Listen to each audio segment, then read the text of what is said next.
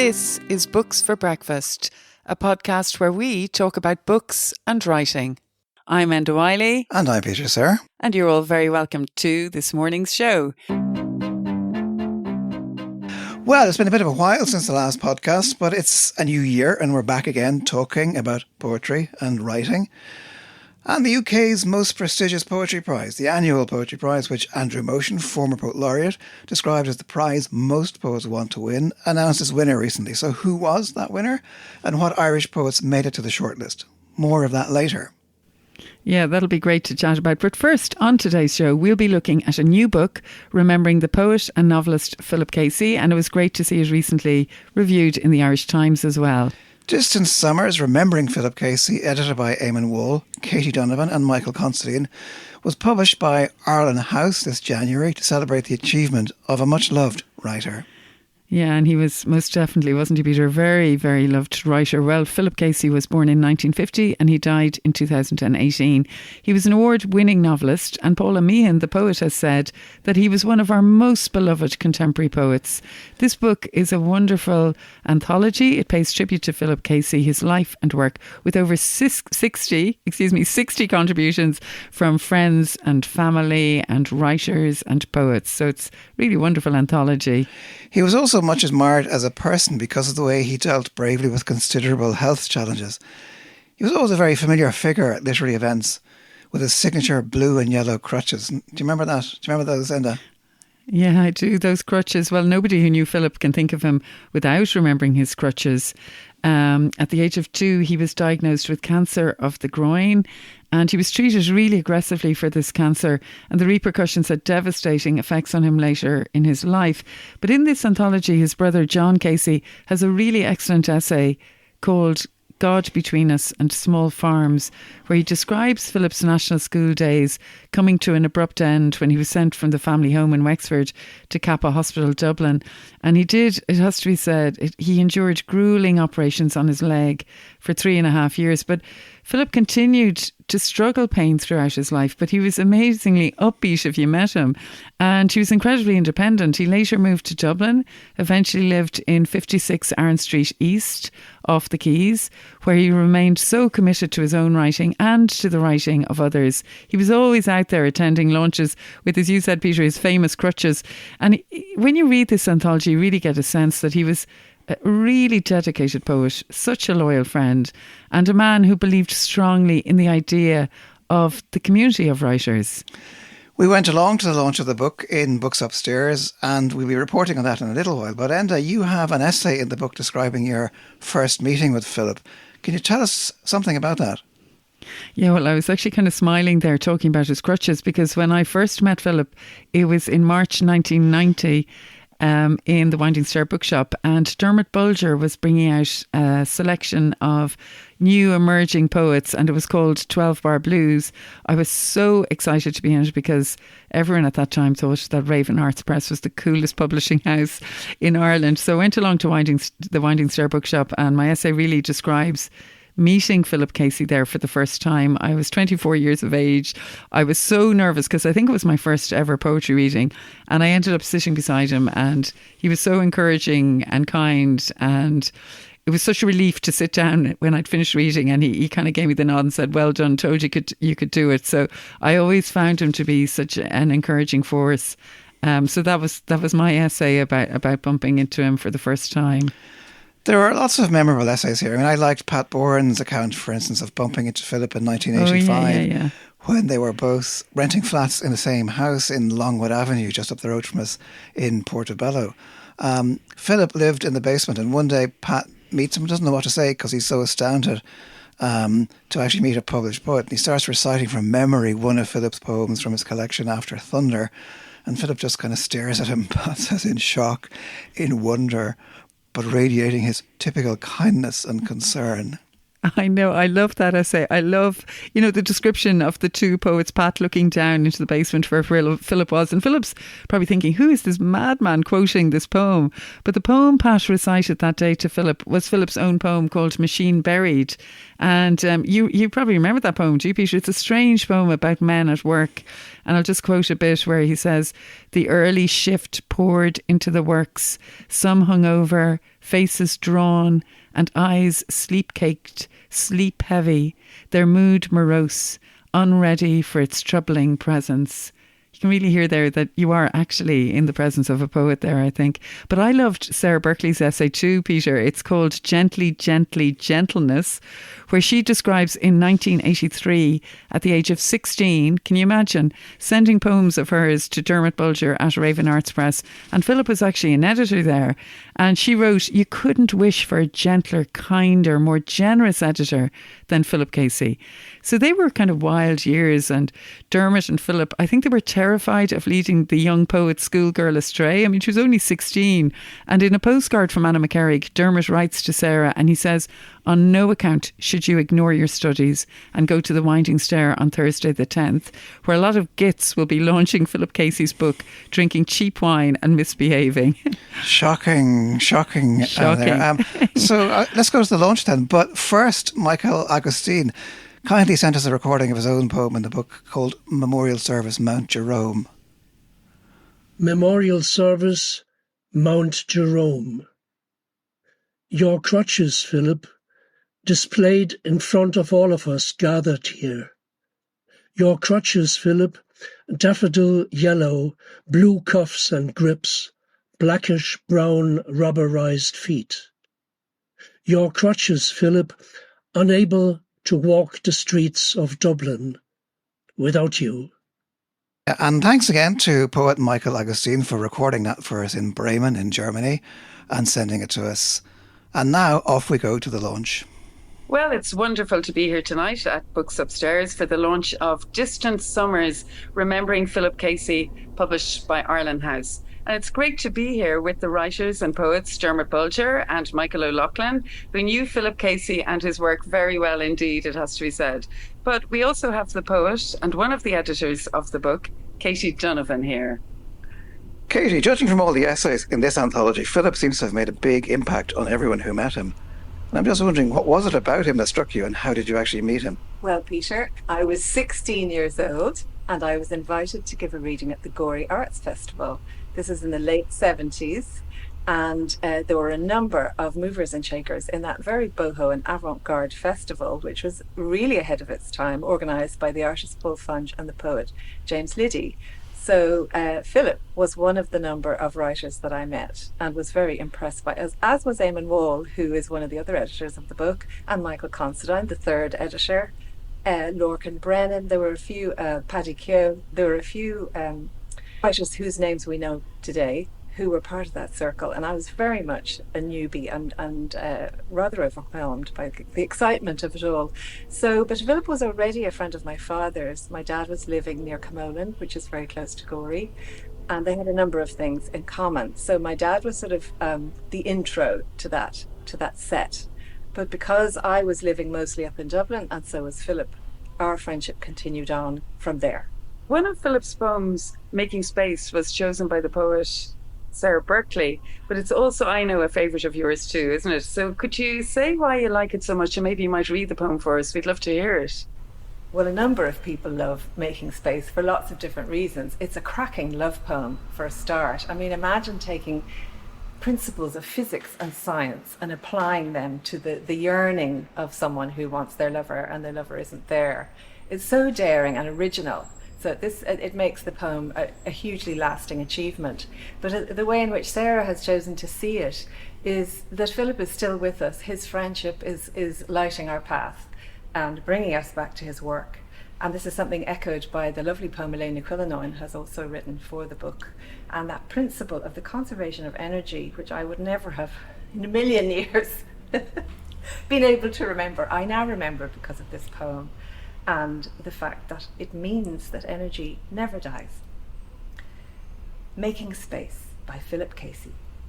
Sometimes, when looking at the stars on a clear night in summer, I wonder about light and the energy that keeps me upright. What does the principle of the conservation of energy say, and does it apply to me? And when I die, will I be transformed into a thought traveling at the speed of light? Perhaps you will turn me on at the flick of a switch to bathe your smile while you nod off over a book. My light, and how lovely you look, will describe a time and place as you reach out, making space in your calm sleep for your lost black sheep, whose molecules keep your bedroom lit. I will burn for you all night. If Ireland was in black and white in 1978 when I first met Philip, then the Gorey Arts Festival was in colour. It was a really interesting place, the town homes. Nowadays, every town has an arts festival, arts centre, and they're run by curators and things. But this was just a group of really interesting people who came together. And I hitchhiked down, and the first person I met was Philip Casey. I recognised him, I'd seen his picture. I was 19 and he had sideburns. And, sideburns were very impressive when you're 19. And I loved his poetry from the beginning. And myself and Michael O'Loughlin had founded Raven Arts Press, and I was working as a factory hand to bring in a few bob, and we were doing things.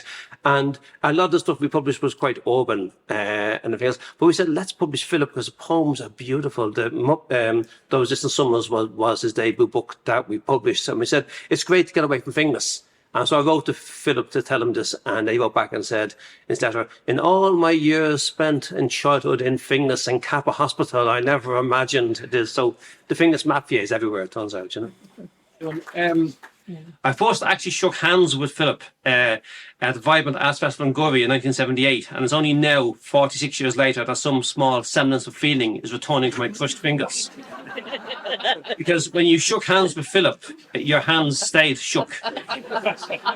His handshake was as unforgettable as his laughter, as unforgettable as his infectious warmth, his hospitality, his generosity of spirit. His razor-sharp, metropolitan intellectual curiosity about politics and social matters, his human interest in how you were, and his deflection of talk away from his own pain in later years, the only hint of which was often in the lines on his face. Philip was the greatest of friends, the greatest of listeners, a man whose presence you never left without feeling buoyed by his warmth and grace, without walking away feeling taller and renewed because you've been blessed by the benediction and sacrament of his friendship. Very often in these pages we refer to the same things about Philip. His unique laugh gets mentioned 78 times. You counted. I did, yeah. I walked from my bag of tato.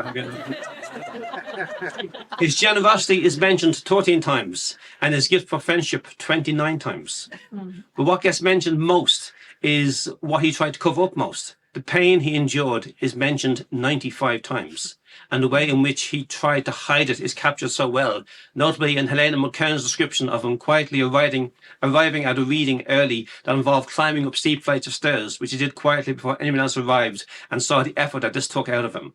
Philip was a citizen of everywhere and a true poet of everywhere. While his novels are superb, for me, he primarily remembered as a poet, and it's great to see the poems getting such critical attention here.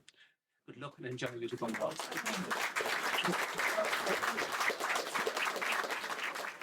Michael, in the book you've written elegantly about Philip's poetry. I mean, he belonged, I suppose, to that kind of relatively small group of people who can straddle different forms of writing. I mean, Dermot just talked elegantly about his fiction, but I'm interested in what in the poetry and what the poetry kind of means to you. Well, most people have encountered Philip as a prose writer, as a novelist, but I first encountered him as a poet in the late 70s, and myself and Dermot travelled down to Gorey to launch his first book, Those Distant Summers. It was a very memorable occasion.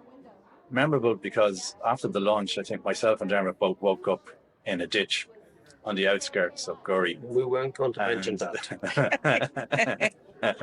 But moving on, as a poet, I think what's interesting about Philip is his oeuvre, if you want to call it that, is quite small. But in one of the poems, he says, the voice speaks because it must. And what distinguishes him from lots of other poets is the poetry seems to be always necessary. He had to write that particular poem, not because he wanted to, or not because it was the thing to do. And that's what gives his work a kind of intensity, which actually I was surprised by rereading it. And that's one aspect of it. Another aspect is, even though it's not a huge oeuvre, he covers lots of different worlds, not just North Wexford and Dublin. One of the interesting aspects is the way he writes about the experience of exile, both as a child, which is a typical experience of many people of that generation. But then when he eventually did move to Dublin, he became a real Dublin villager in the area around Aaron Street and so forth. And he wrote very interestingly about Dublin, which not many poets do, who come to Dublin from outside of the city. And he had a great eye for what was happening on the streets. But also what distinguishes the poetry, as it also distinguishes the prose, is his enormous empathy with other people and that kind of human sympathy, which again is not found that often in Irish poetry, particularly of that generation. So I'd like to read a poem, which a short poem, which from one of his early books, which always struck me, and it's called Liffey Bridge. A drunken beggar falls asleep, wine seeping from his wind-broken lips. Sealed into his swollen being, he sleeps on a cold bridge and dies. The wonder of lights on water, its high sierras, a closed box of closed thoughts, the proud dead cock that never crowed. So thank you to Dermot Bulger and Michael O'Loughlin. And we're going to finish up now with Katie Donovan, one of the editors of Distant Summers, and she's going to read a poem by Philip Casey called Daily Bread. Philip was a man to bring people together, and he maintained his community links with the farming community in Hollyfort, where he spent his youth. But when he moved to Dublin, he got to know all his neighbours, as well as having a wide circle of literary friends, his physical neighbours who lived near him on Aaron Street East. This poem was written in 1990 for his neighbours, and it sums up his environment, his neighbourhood, the fruit market, the Temple Bar market across the Liffey where he bought exotic cheeses, and just gives a real sense of life and energy in that scene. Daily Bread. This morning, the sky cleared to reveal spring. I went to the bakery hard by the market, and the streets were vital in the clear light. A woman pushed a pram, her son holding on, and she was happy to be with her children. We dodged Japanese forklifts shifting oranges from Jaffa, apples from Spain, potatoes from Rush. Adjusting her shades, a driver reclined, enjoying the breeze and hold of her van. The district was thronged, and juggernauts edged their way through a street made for horses. Amid merciless banter, a man was absorbed in his racing page, reckoning his luck, as a dray horse relished abandoned cabbage.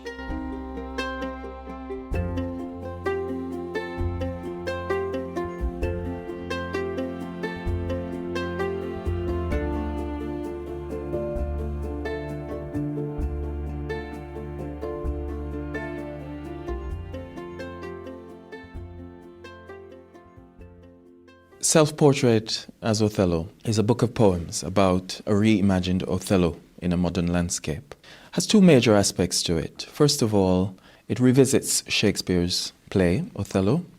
For many, many years, I've been struck by how the play fails to imagine, shall we say, all that there could be to a character like Othello, to how he functions, to what makes him tick. This way, it's sort of in the vein of Keith Hamilton Cobb's American Moor, except that obviously mine's a book of poetry. The play is called Othello, but Othello as a character very much lives inside a limiting set of ideas, a particular kind of gaze. I was interested in thinking about, therefore, Othello's speaking voice in the play, in what he was able to say, in what he could say. Thinking, for instance, of his two soliloquies versus Iago 7, for instance. So I was very much driven to wonder about what I like to call the missing backstory of Othello. So, well, that was Jason Allen Payson talking about his collection, Self-Portrait as Othello, which was the winner of this year's T.S. Eliot Award, which was announced at a ceremony at the Wallace Collection in London in January.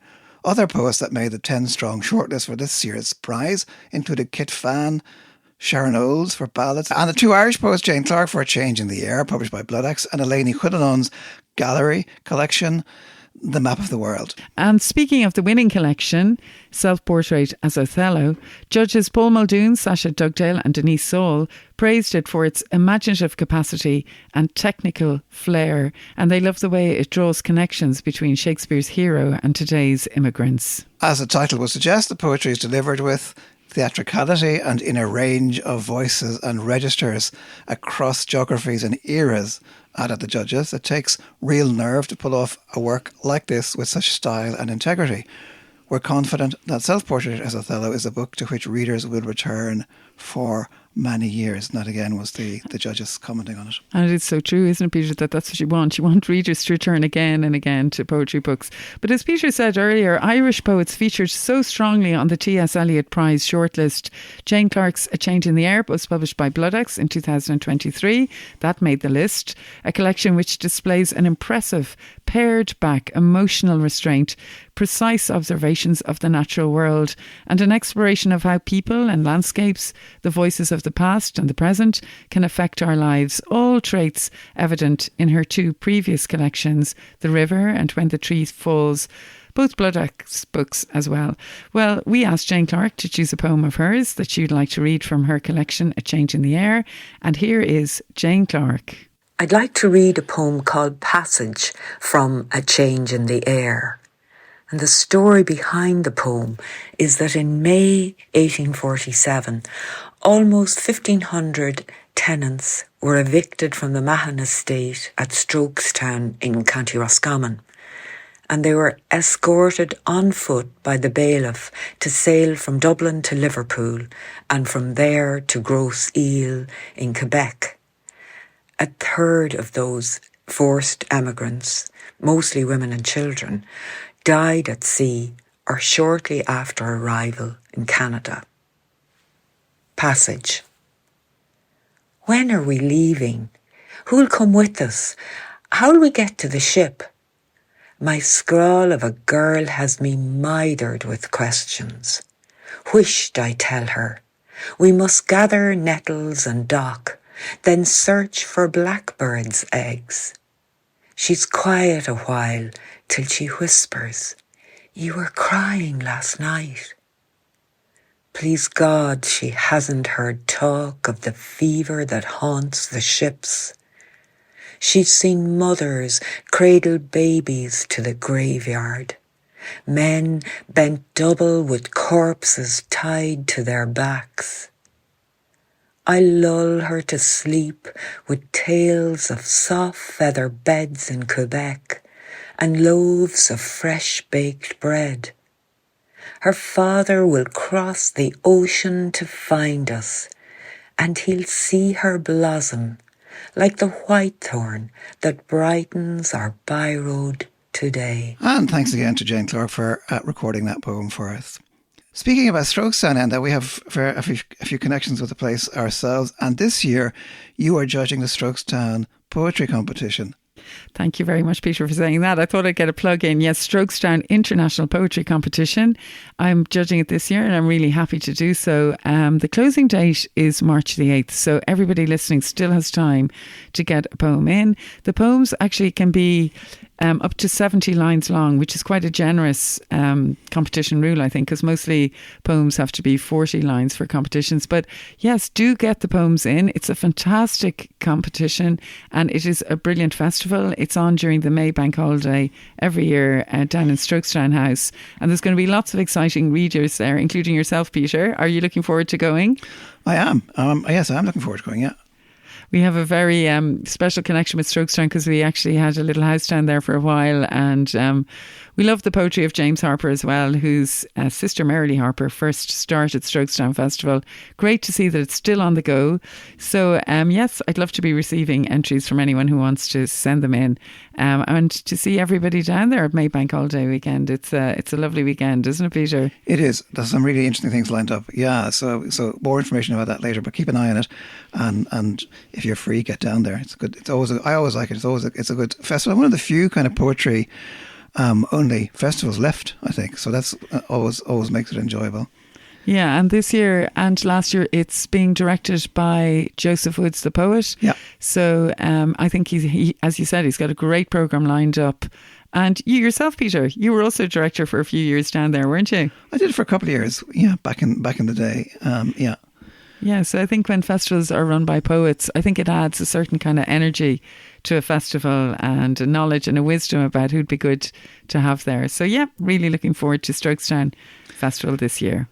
Great. Well, we began today's Books for Breakfast talking about how admired and loved and respected Philip Casey was. And a great friend of Philip's was the poet Eiléan Chuilleanáin, who, as we mentioned, was also shortlisted for this year's T.S. Eliot for her 10th collection of poems, The Map of the World. Poems abounding with the trademark kind of interest and mystery of this masterful poet. She's written a poem called The Conversation, which begins actually with a quote from Philip Casey, and she kind of maps her friendship and memory of Philip. I thought maybe it would be nice to end today's programme with this poem. Enda, do you want to read that for us? Yeah, I would love to read this poem, Eiléan Chuilleanáin's The Conversation. And as you said, it's in memory of Philip Casey, and it begins with a quote from Philip, which is, "And when I die, will I be transformed into a thought, travelling at the speed of light? The shiver travelling up the cat's backbone when something flutters in the garden, a shiver in water, moving under thin ice. It's the nearest thing to the live thrill in the air that is Philip now. It's a flutter that stops before finishing, since it needn't be entire to give his singular greeting. To reach it again, though, you have to pause. The map is crumpled up, East Arran Street hidden between the folds where nobody searches now. I want a likeness taken somewhere on his travels, in plain daylight by a journeyman's hand. I can see the years of his life that were taken, the years of work too. But the years he gave away to the big conversation afford his best presence, a voice that speaks, that knows it's right to a hearing. And this is how we spend our days. It echoes in the corridor where they queued on plastic chairs. A field full of words, a field that Cadmus planted, a voice that speaks about them all. They've almost run out of chairs, but the doctor still sits in her dim, packed office, reaching still for forms to sign, to certify the condition has not changed, as the traffic slows on the quays of the city. And that was Enda reading the poem The Conversation from Eiléan Chuilleanáin's book The Map of the World, published by Gallery and shortlisted for this year's T.S. Eliot Prize. Well, we'll be back soon with more Books for Breakfast. Thank you so much for listening. You can get us at all the usual places you get your podcasts. We'd love you to listen in. So goodbye for now.